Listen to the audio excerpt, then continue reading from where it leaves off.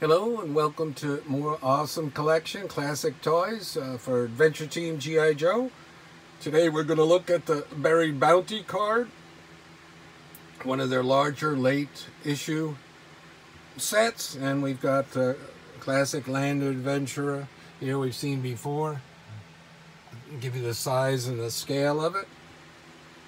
Very cool. The best thing about this for me is the great artwork.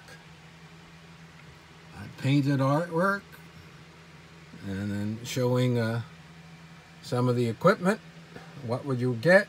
And since this wasn't one of the larger box sets or medium box sets, there was no comic, so the kids just had to do what they wanted with it, but they kind of give you an idea.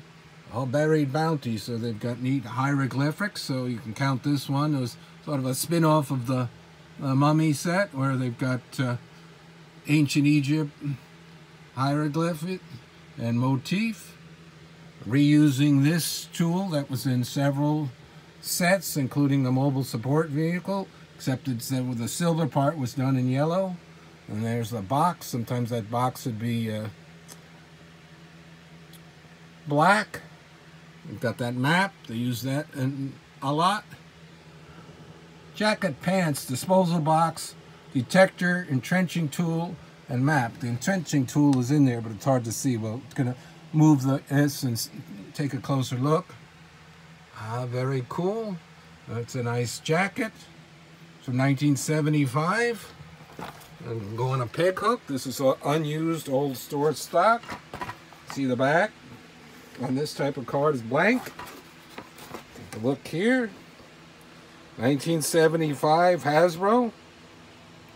They had a huge outpouring of new items for 1975 into 76. Vehicles, cards, box sets, the new muscle body figures. And then it all ended in 76. And they shrunk Joe down to something called Super Joe for 77, 78, which was a sort of Amigo style 8-inch Joe that wasn't very popular, was canceled. And then there was no G.I. Joe until they brought him back in the very popular Real American Hero in 1982 in the 3 3/4 size. Take a look at this.